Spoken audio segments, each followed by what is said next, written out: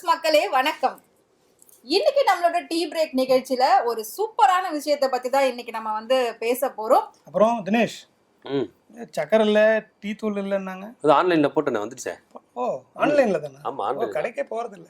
இங்க இறங்கி போயிட்டு வெயில்ல போயிட்டு வரதுல அது ஆன்லைன்ல போட்டு அவனே எடுத்து கொடுத்துறான். Super super. ஆன்லைன்ல ஒரு சப்ஜெக்ட் எனக்கு ஞாபகம் வருது. என்ன ஒரு கூத்து தெரியுமா? தெரியாதே. சரியான கூத்து. என்ன நடந்துருக்கு? ஒரு சின்ன வாண்டு வச்சு செஞ்சிருச்சு. அப்படியா? யார வச்சு செஞ்சிருக்கு? ஒரு பொண்ணு, 17 வயசு பையன். பக்கத்து வீடு, ஒரு ஃபிளாட்ல பக்கத்து வீட்டுல இருக்காங்க. இந்த பக்கம் அந்த பொண்ணு வீடு. அதுக்கு 22 வயசு. இவன் என்ன பண்ணிருக்கான், பொண்ணோட நம்பர் தான் அவனுக்கு தெரியும்ல, பக்கத்து வீட்டுனால அவங்களுக்கு பழக்கமா ஒரு இம்ப்ரெஸ் பண்ணணும். ஓ, வயசே 17, அந்த பொண்ணுக்கு 22.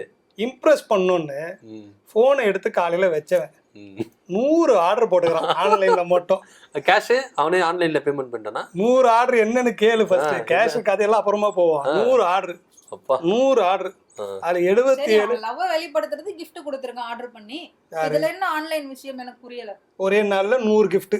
ஓ, உங்களுக்கு அது மாதிரி ஏதாவது வந்திருக்கா? லவ் வந்து ப்ரூவ் பண்றது இல்ல கரெக்ட்டா தான் ப்ரூவ் பண்றான். உங்களுக்கு அது மாதிரி ஏதாவது வந்திருக்கா? வரலையே, அந்த மாதிரி யாரும் இல்லையே. அந்த ஏக்கம் தான் இப்ப வெளிப்பாடு இருக்கு. யாரும் இல்லையே கொடுக்க. அது நீ உன் குடுப்பன அவ்வளவுதான். அதை விட உன் தலையில அவ்வளவுதான் எழுதி இருக்கு. அது ஒரு பக்கம் இருக்கட்டும். 77 பொருளா 100 அமிச்சிருந்தா கூட அந்த பொண்ணுக்கு ஏதாவது இருக்கிறது இல்லாத செக் பண்ணியோ தேவை உள்ளதை எடுத்துன்னு இருக்கும். ஆமா, அந்த பொண்ணுக்கு 77 வாட்டி கேப் புக் பண்ணிக்கிறான். ஐயோ, 100ல 77 வாட்டி கேப், 23 ஐட்டம்ஸ், காலையில இருந்து நைட் வரைக்கும். அந்த பொண்ணு காலிங் பெல் டோராண்டியே நின்று வரவனா அடிச்சு அடிச்சு அடிச்சு ரொம்ப நொந்து, இது என்னதான் நானே பண்ணலன்னு ப்ராப்ளம் ஆகி அது ரொம்ப டென்ஷன் ஆகி இதை ட்ராக் பண்ணணும்னு போலீஸ்க்கு ஃபோன் பண்ணிச்சு. போலீஸும் அந்த வந்து எல்லா நம்பரையும் ட்ராக் பண்ணி பார்த்தா ஐயா பக்கத்து வீட்டுக்காரு. கிஃப்ட் வாங்கி வச்சுட்டு அனுப்பி இருக்கலாமே. அவன் தான் மறைமுகமா செய்யறானே. இதுல இன்னும் வேல்யூ ஆடட். இப்போ தினேஷ் கேட்ட மாதிரி வேல்யூ ஆடட் என்ன தெரியுமா? எதுவுமே ஐயா பைசால இல்ல, எல்லாம் அம்மா பைசால தான். கேஷ் ஆன் டெலிவரி போட்டாரு. அந்த பொண்ணுக்கு இவ்வளோ இம்ப்ரெஸ் பண்ணணும். நீ தான் சொல்றல இம்ப்ரெஸ். ஏன் உங்க அப்பா கிரெடிட் கார்டு இருக்கும்ல, பே பண்ணி அனுப்ப வேண்டியதானே. அந்த பொண்ணு யாராவது ஹெசிடேட் பண்ண போதா, கம்ப்ளைண்ட் பண்ண போதா? உங்களுக்கு பொண்ணுங்களை பொறுத்தளவுக்கு ஃப்ரீயா வந்தா ஓகே. என்னன்னா ஃப்ரீயா கொடுத்தா அந்த பொண்ணு அக்செப்ட் பண்ணிருக்கும். என் காசை செலவு பண்ணிக்கிறான்னு நானே ஆர்டர் பண்ண மாட்டேன், எனக்கு ஆர்டர் கொடுத்துருக்கானு காசு செலவு பண்ணி. அழிப்புலாம் முக்கியம், அன்பு தான் முக்கியம். அன்புனா வாங்கி நீ பே பண்ணி வாங்கி வச்சுக்கோங்க. யாரோ ஒருத்தர் அன்பா அனுப்புறாங்க. அது வேறனா அந்த பொண்ணே வாங்கிக்கோ. யார் என்னன்னு தெரியாம எப்படி வாங்க முடியும்? அவன் இம்ப்ரெஸ் பண்ண தானே அனுப்புறான். பாம் வந்தா என்ன பண்ணுவாங்க? அதனால அந்த பொண்ணு வாங்கிருக்காங்க. அது கொண்டு வர வெடிச்சு அவனுக்கு ஏதோ இவங்களுக்கு தான் வந்து ஆகணுமா? என்னங்க நீங்க பேசுறீங்க? அவன் இதுல கண்டென்ட் விஷயம் என்னன்னா, ஃப்ரீயா வந்திருந்தா அந்த பொண்ணு போலீஸ்க்கே போயிருக்காது. நான் தினேஷ் கிட்ட கேட்க வந்தது அதான்.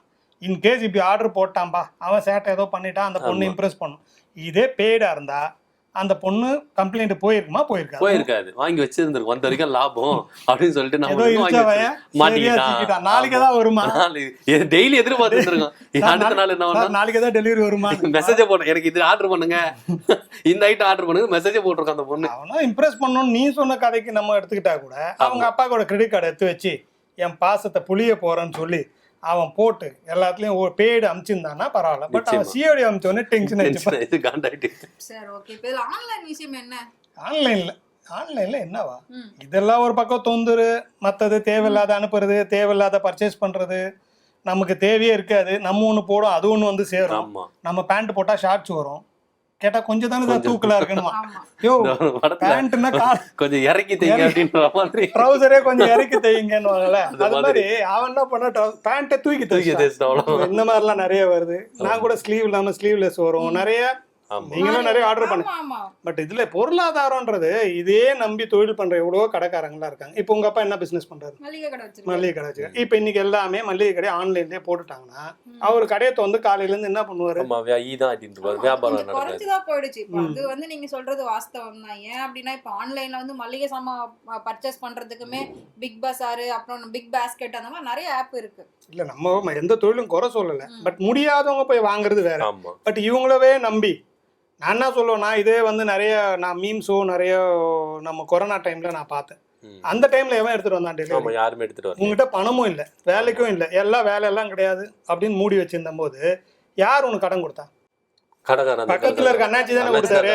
ஆமா அம்மா பரவாயில்ல பால் எத்துமோமா, நான் அன்னைக்கு இல்ல பணம் வச்சாதான் நீ ஆன்லைன்ல போட்டியே, நீ ஆன்லைன்லயே போய் பாலை வாங்கன்னு சொல்லியிருந்தா என்ன அவங்க பண்ணிருப்பீங்க? நிலைமை என்ன இருக்கும் உண்மையிலேயே அப்ப correct. அன்னைக்கு அவங்க கஷ்டப்படும் போது நம்மளோட யார் இருந்தா? அவங்கதான் இருந்தாங்க. நம்ம பக்கத்துல இருக்க அண்ணாச்சி தான். நம்ம 100 ரூபா இல்ல 10 ரூபாய்க்கு போய் கேட்டாலும் சொல்லுவான், இதே நீ 10 ரூபாய்க்கு ஆன்லைன்ல போடேன்னா 35 ரூபாய் டெலிவரி சார்ஜ் போடும். அப்போ பிளாட்ஃபார்ம் யூஸ் அப்போ பண்றது சார்ஜ் நிறைய போடுறோம். அது அவன் ஒரு பைக் எடுத்துக்கினா அவன் ஓட்டுற வேகம் இருக்கு பாரு. இன்னமும் இந்த பால் எத்தும் போயிட்டு வாயில ஊத்த போறானா சுடுகாட்டில் ஊத்த போறானே தெரியல. பாலை காசி குடிக்கிறதுக்கு எத்தனை ஸ்பீடா கொடுக்குறானா இல்ல அவன் எத்தும் போயிட்டு சுடுகாட்டில் படுத்து வாயில ஊத்திக்க போறானே தெரியல. அவ்வளவு வேகமா இப்படி அந்த டெலிவரி 35 ரூபா டெலிவரிக்கு அவன் வாழ்க்கையை வந்து பணையம் வச்சு பயணிக்கிறான். அது ரொம்ப எனக்கு ரொம்ப ஹெசிடேஷனா இருக்கு. நிறைய ரெண்டாவது நிறைய படிச்ச இளைஞர்கள் வந்து ரோட்ல அந்த பைக்கை போட்டு லேடிஸ் கூட நிறைய பேர் எவ்வளவு பெரிய பேகுங்க அந்த பேக். நம்ம இப்போ ஸ்கூல் குழந்தைங்களுக்கு கொண்டு போற பேகுக்கு அவ்வளவு பேசணும். இவ்வளவு மூட்டையை தூக்குறாங்களே. இந்த பிளிப்கார்ட் அவன் தூக்குற பேக் எல்லாம் 10 பேர் சேர்ந்தா கூட தூக்க முடியாது. ஒரே ஆளா தூக்கிக்கிட்டு 7வது மாடி 10வது மாடி அவங்க லிஃப்ட் வேற யூஸ் பண்ணக்கூடாதுன்னு ஒரு சில அபார்ட்மெண்ட்லாம் ரூல்ஸ் இருக்கு. டெலிவரி பாய்ஸ் யூஸ் பண்ணக்கூடாது. அவன் வச்சுக்கிற மூட்டையை தூக்கிட்டு மேல போய் அதை கொடுத்துட்டு அவ இறங்குறது ஒரு பக்கம் பிரச்சனை. இவங்களுக்கும் கஷ்டம், ஆர்டர் போடுற உங்களுக்கும் சரியான பொருள் வரதில்ல. இவங்க நம்மளெல்லாம் நம்பி கடை வச்சிருக்கிற கடைக்காரங்க அவங்களுக்கு ஒரு குடும்பம் இருக்குல்ல. ஆமா. ஆனா இன்னைக்கு என்ன கூத்துன்னா அவ அப்பா கடை வச்சுக்கிறான்னா பொண்ணு என்ன பண்ணும் ஆன்லைன்ல தான் போடும். தெரியுமா தெரியாதா? ஆமா ஆன்லைன்ல தான் ஆமா சொல்றாங்களா. அப்ப நீங்களே முதல்ல படுங்க உங்க அப்பா கஷ்டத்தை. ஆமா உங்களுக்கு கஷ்டம் நீங்க கரெக்டா இருக்கணும். டிஜிட்டல்ல பண்றோம் பணத்தை கொடுத்து வாங்குறோம். ஒரு பொருளை நேர்ல பார்த்து வாங்குறது அதோட விஷயமே வேறதான். நம்ம இந்த கலர் இப்ப போட்டோல பாக்குறதுக்கும் இப்ப எவ்வளவு அழகா இருப்பாங்க போட்டோல பார்த்தா. ஆமா அது டெலிவரி பண்ணிட்டு நம்மளுக்கு வரும்போது அந்த கலரே வேற மாதிரி இல்ல தினேஷ் நல்லா புரிஞ்சுக்க, போட்டோல பார்த்தா ரொம்ப அழகா இருப்பாங்க. நீ நேர்ல பார்த்தா நீயும் பொண்ணு பார்க்கும்போது ஏமாந்துருப்பேன்னு வச்சுக்க. உனக்கு நடந்ததா? இல்ல நீ தான் கொடுத்து அமைச்சிருப்ப, அவர் தான் ஏமாந்துருப்பாரு. ஒரு காமெடியில நடந்தது என்ன அப்படின்னா, ஒரு கல்யாண மாப்பிள்ள வந்துட்டு ஒரு கல்யாணத்துக்கு அப்புறமா போயிட்டு ஒரு பார்லர்ல ஒர்க் பண்ணவங்களுக்கு போயிட்டு ஒரு செல்போன் பாக்ஸ் வந்து கிஃப்டா கொடுத்துருக்காரு. அவங்கள வந்து ஆச்சரியமா வாங்கி அந்த பாக்ஸை வந்து உள்ள திறந்து பார்த்துருக்காங்க. ஆனா உள்ள போன் இல்ல, வெறும் மேல அட்டை பாக்ஸ் மட்டும் இருந்திருக்கு. ஸோ என்ன அப்படின்னு கேட்கும்போது இப்படிதானே நீங்களும் மேக்கப் பண்ணி மேலோட்டமா என் ஒய்ஃபை வந்து அமிச்சு எனக்கு நல்லா காமிச்சிங்க, ஆனா இப்ப அவங்க வீட்டுல போய் பார்த்தா அவங்களாம் எனக்கு அடையாளமே தெரியல, இப்ப எவ்வளவு எப்படி ஏமாற்றுறவங்க இருக்கு. கவுண்டமணி ஒரு படத்துல செந்தில் கல்யாணம் பண்ணி பெயிண்ட் காலையில பாத்ரூம்ல பார்த்தா ஒரு பெயிண்டா போயிடுங்க. அது மாதிரி யாரா பிரஷ கழுவுறது உள்ளன்ற மாதிரி காமெடி. இந்த கதை தான் நடந்திருக்கு போல. நம்ம ஒரு வேண்டுகோளா முடிஞ்ச அளவுக்கு விண்டோ பர்ச்சேஸ் போங்க. விண்டோ பர்ச்சேஸ் போய் வாங்குங்க. பொருட்களை நேரா பார்த்து கொஞ்சம் செலவிடுங்க. எதுக்கும் நேரம் செலவிடுறோம். நமக்கு தேவையான பொருட்களை நேரா போய் பார்த்து வாங்கணும். ரெண்டாவது டீ பிரேக்குனால காலையில ஒரு நல்ல ஒரு காமெடி கேட்டேன் தினேஷ். அது நம்ம நேர்களோட பறந்து போய் ஒரு விடுகதையாவே வைப்போமே. வைக்கலாம்ல. ஒரு ஹஸ்பண்ட் தன் மனைவி வந்து எடுத்துட்டு வந்து காஃபியை கொடுத்தாங்க. அவரு கவிதை எழுதிட்டு இருக்கிறாரு. என்ன கவிதை எழுதிட்டு இருக்கிறாரு. மனைவி வந்து காஃபியை கொடுத்துட்டு போது காஃபியை கொடுத்துட்டு கேட்குறாங்க, அதுக்கு அவர் என்ன பதில் சொல்லியிருப்பாரு? இந்த விடுகதைக்கு நீங்க கீழே கமெண்ட் பண்ணுங்க என்ன சொல்லியிருப்பாருன்னு. நாளைக்கு நாங்க இந்த பதில சொல்றோம் கண்டிப்பா. சோ இதே மாதிரி இன்னொரு சூப்பரான இன்ட்ரெஸ்டிங்கான இன்ஃபர்மேஷன்ஸோட நான் உங்களை நாளைக்கு மீட் பண்றேன். சோ அது வரைக்கும் உங்களிடமிருந்து விடைபெறுவது ஃப்ரெண்ட்வுட்ஸ் டிவியின் டீ பிரேக் டீம்.